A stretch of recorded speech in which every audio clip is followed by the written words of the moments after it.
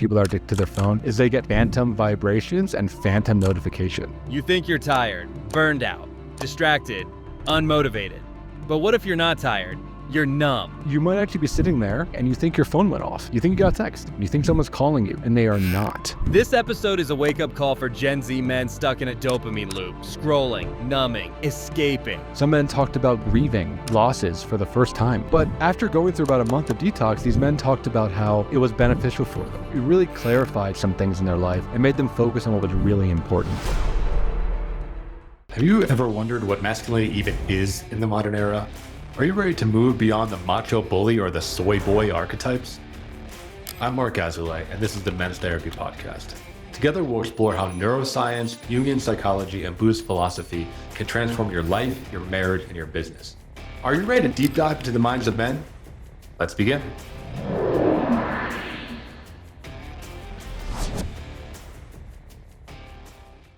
You don't even realize it, but every scroll, every like, every swipe is training your brain to be more anxious, less focused, and emotionally numb. What would happen if you actually stopped? Not just for an hour, but for a week, for a month. In this episode, we're going to explore the psychological science between what happens when men disconnect and how to get your mind back. So I'm Marc. I'm the host of the Men's Therapy Podcast, and this month we're talking about Gen Z and teenage men. You can't talk about them without talking about the role of technology. So a lot of this comes from Jonathan Haidt's book, The Anxious Generation. It's a great book. Highly recommend reading it. We'll put a link to that in the show notes. It is just about how technology creates anxiety in youngsters.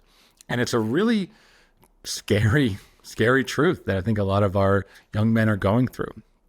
So we're going to talk about, how digital detox can be very helpful for you and what impact the scrolling, swiping, and liking is playing on a developing brain. So what does it actually do? Well, the number one mechanism is dopamine flooding. If you're all familiar with the idea of a Skinner's box, it's the psychological principle that is backed, is the foundation of gambling. It's the idea that you look in the box and there may or may not be something valuable inside there, but you don't know when it's going to be good. You don't know when it's going to be bad. And if you tune it correctly with enough rewards, right, the rat is going to keep hitting the lever and keep going to the box. So think about this with TikTok. If you watch TikTok or Instagram Reels or Facebook Reels, Instagram Stories, you can see how much I'm on social media, all that kind of stuff, right? You're swiping, you're going up, and every once in a while you get a hit. You get something, maybe it's an attractive woman. Maybe it's a funny joke or a funny short video. Maybe it's something that pertains to a hobby or interest. You get something that is actually valuable. I don't want to bash all that content. I mean, hell, we produce short form video content for this show. It's not that it's all bad. It's that most of it is just numbing. So every once in a while you get something that works and then your brain gets addicted. You start moving and you start swiping over and over again, trying to get that hit once again to find the good thing that, resonates with you. Not only does this create that kind of addictive loop, it creates desensitization, right? The idea that you don't feel it after a while because your brain is being flooded by this dopamine. It downregulates. So it gets to a point where those good things, they don't feel so good anymore. And you're stuck in the habitual pattern rather than actually finding value from it. And then it can start to create an addiction. And this is what many Gen Z men feel. Millennial men too feel this too. I think it's starting to get talked about with my generation and is now truly being studied on a foundational level of what phone addiction looks like. And there's some legitimate symptoms. And if you're listening, you may experience some of these. The number one that they find with people that are addicted to their phone is they get phantom vibrations and phantom notifications. So you might actually be sitting there doing nothing and you think your phone went off. You think you got a text. You think you got a notification. You think someone's calling you, and they are not. This is a studied, justifiable, legit symptom that is very similar to PTSD, honestly. There's a hallucinatory effect to this, where people are instinctively reaching for their phones when they know that there is nothing there. Another really common symptom is anxiety, and this is measured primarily through heart rate. It raises when in silence. So if the brain is kind of tuned to this dopamine flood and to this constant stream of stimulating information, when it is not exposed to that, it starts to freak out and you start to get anxious. Heart rate starts to spike. You start to breathe more. You start to think that something is missing because the brain has attached to that level of stimulation. So if you start to experience anxiety in silence, you might be to your phone. And the last one is an inability to be bored. And not just an inability to be bored, it's more like an adverse reaction to being bored. So you can have where people start to get angry if they're not stimulated. They can start to get demanding, they can get needy, or they can shut down. There's this lack of practice with being in a slower and quieter pace of life that creates these kind of emotional outbursts, almost like micro temper tantrums, And the last thing that happens is this hyper-fragmented attention and a lack of focus. People that are addicted to their phone, they struggle consuming larger content. Again, this is a way to self-diagnose. If you are used to, short form video content and you try to watch a regular YouTube video that, just whatever, 5 years ago, that was the current thing, the current toxic thing, right? And you can't pay attention to it. You can see that your focus starting to get eroded. If you can't, read a chapter in a book or pay attention to a movie, it creates these ADHD-like symptoms where the attention system is being trained to take on these very tiny, small nuggets of information rather than dialing in.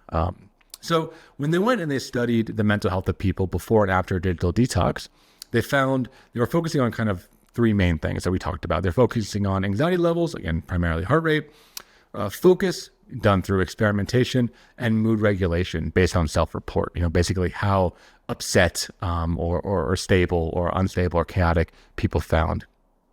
And they found, unsurprisingly, that it takes about a month, after about a month of digital detox, and what that means is, no connection to the phone at all, right? All these things changed, right? Anxiety went down, focus improved, and mood regulation increased. It's basically only positive. It's one of the few things in psychology that seem to have an only positive effect. Other ones up there are like, exercising, sleeping well, having a good diet, meditating. But what they found is when they dug into people and they asked them, hey, what was that experience like? Not only did they benefit from these, kind of measurable things, is they started to benefit on a deeper level. They started to become aware of emotions that they've been avoiding. Some men talked about having memories from their childhood that they feel that they repressed. Some men talked about grieving losses for the first time. Some men talked about really having to sit with, uncomfortably, their anxieties, and their fears about the future. But after going through about a month of detox, these men talked about how it was beneficial for them, how it really clarified some things in their life and made them focus on what was really important.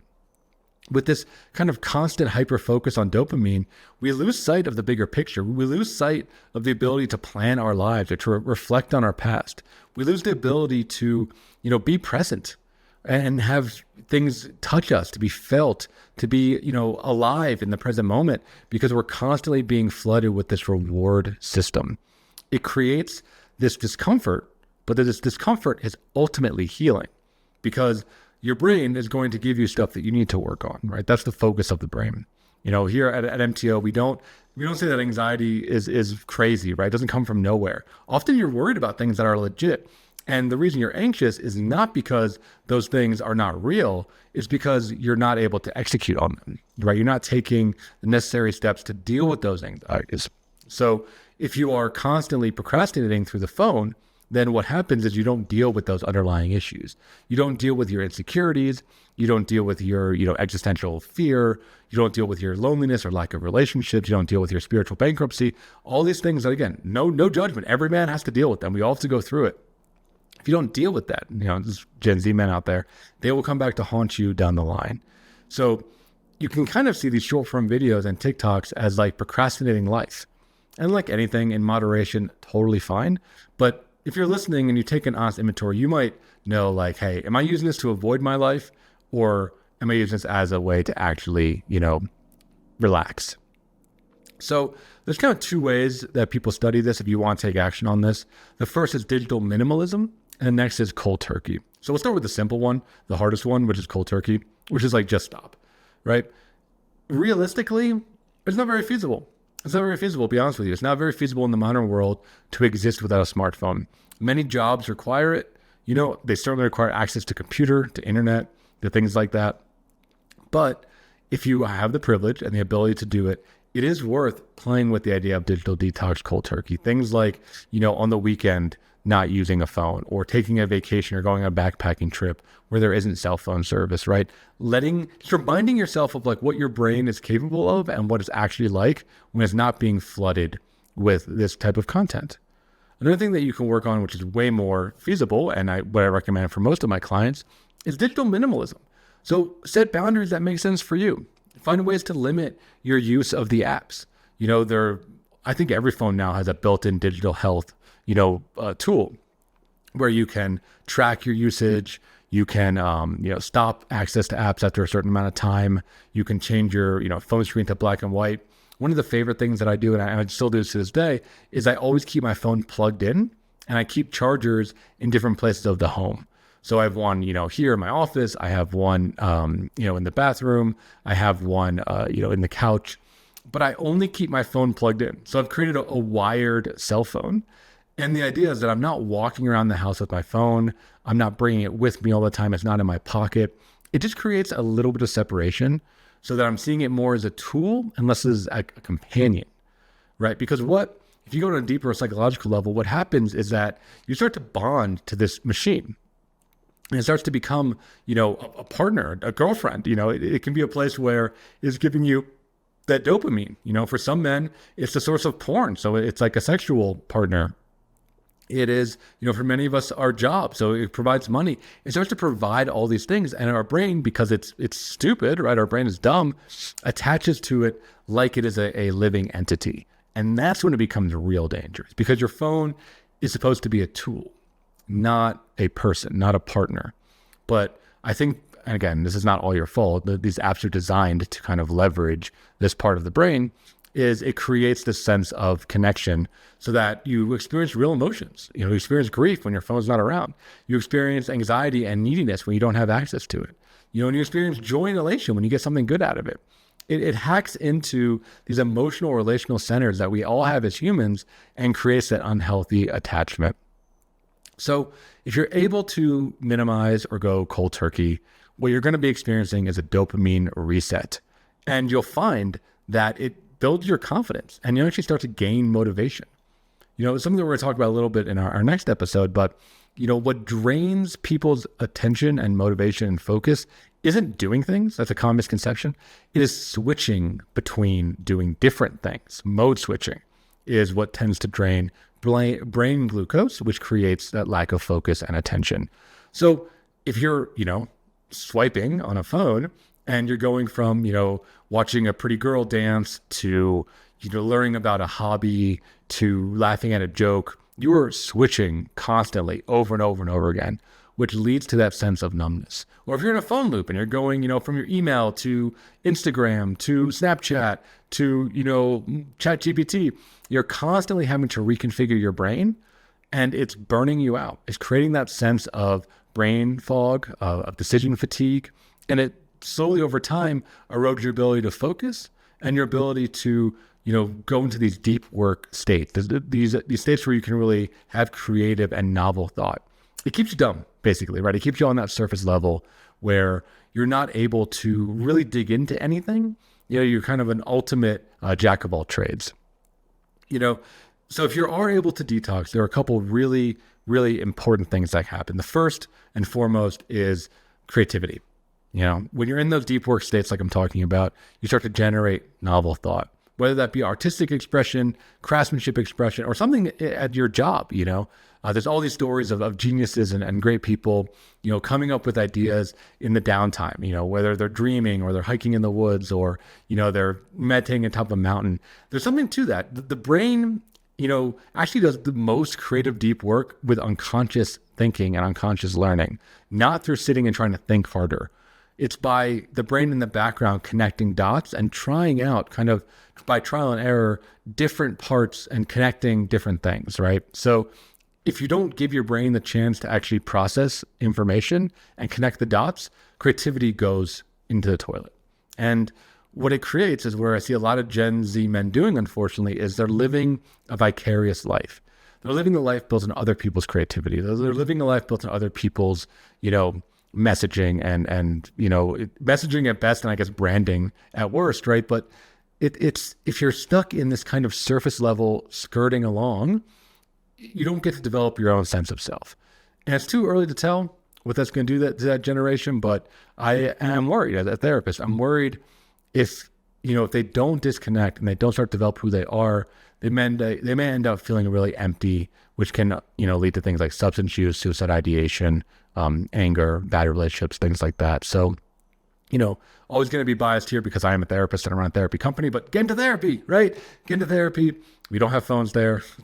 It's 50-minute, once a week chat where you're talking about yourself and you're allowing yourself to be in those different mental spaces. You're letting yourself be bored. You're letting yourself introspect, and you're letting your brain develop, grow, and process as it needs to. So just another call. Young guys, get into therapy, get into a place where you can introspect, start journaling, start reading the self-improvement books. It will only help you, and disconnect and detox whenever possible. So I'm excited for the guest that we're going to have this month. They're going to talk a lot more about Gen Z and teenage men. Also, stay tuned for another solo show and a roundtable that will be at the end of the month with some returning experts on the topic. So thank you again for tuning in. I'm excited for this month, and we'll see you next week, another episode of the Men's Therapy Podcast. Thanks for tuning in. If you enjoyed today's episode, please subscribe and leave a review. And don't forget to visit menstherapy.online to learn more about the work that we are doing to support and inspire men. Until next time, keep moving forward.